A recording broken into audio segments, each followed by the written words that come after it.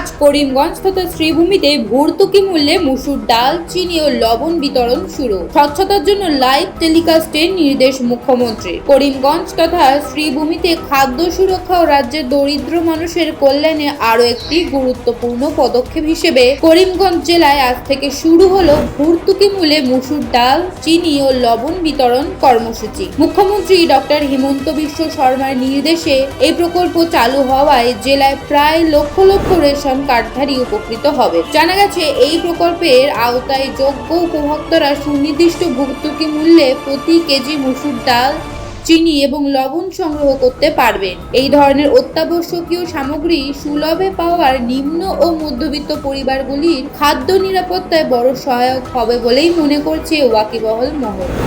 এই প্রকল্প সম্পর্কে আপনার অভিমত কি? এই প্রকল্প যে ডিলার মারফতে আমরা যে জিনিসগুলো সুলভ মূল্যে বর্তমানে আমরা ডিলার মারফতে পাইয়া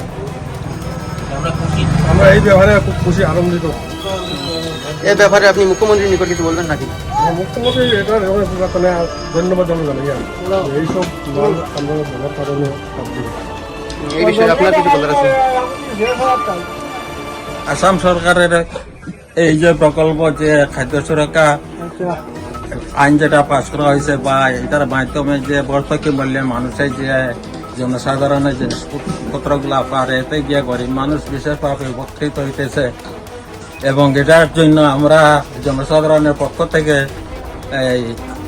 আমাদের মুখ্যমন্ত্রী ডক্টর হিমন্ত বিশ্ব শর্মাকে অশেষ ধন্যবাদ। এই বিতরণ প্রক্রিয়ায় স্বচ্ছতা ও জবাবদিহি নিশ্চিত করতে মুখ্যমন্ত্রী হিমন্ত বিশ্ব শর্মা একটি বিশেষ পদক্ষেপের নির্দেশ দিয়েছেন। তার ঘোষণা অনুযায়ী জেলার সব রেশন মূল্যের দোকানগুলিতে মসুর ডাল, চিনি ও লবণ বিতরণের সম্পূর্ণ প্রক্রিয়াটি লাইভ টেলিকাস্ট করে দেখাতে হবে। এই প্রকল্প ভাইয়া আপনার মানে মনোগঠিত আমরা আনন্দ খুশি নেই আপনি? মানে আমরা খুশি যে এই জিনিসগুলা পাইয়া আমরা এই ব্যাপারে মুখ্যমন্ত্রীর কিছু হইবানি? ধন্যবাদ।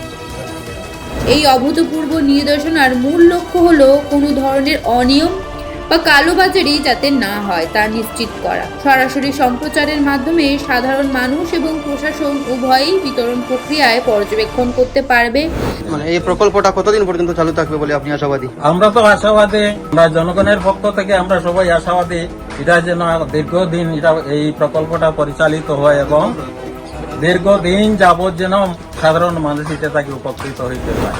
এই জনকল্যাণমূলক প্রকল্পের বিশ্বাসযোগ্যতা বহুগুণ বাড়িয়ে দেবে।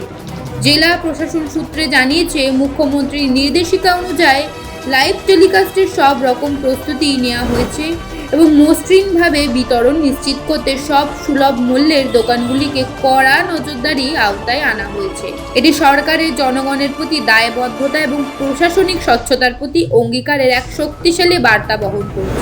প্রতি কেজি মূল্য কত করে? চিনি হইল 38 টাকা, আর ডাল হইল 69, লবণ 10 টাকা, 117 টাকা লাগে। আপনার মতামত কি এই ব্যাপারে? আসামের মাননীয় মুখ্যমন্ত্রী ডক্টর হিমন্ত বিশ্ব শর্মার যে নতুন একটা প্রকল্প, মোদী সরকারের যে গ্যারান্টি, এই গ্যারান্টি অনুযায়ী আজ ইনভার্সন করা হয়েছে যে নতুন কিছু সামগ্রী দেওয়ার জন্য।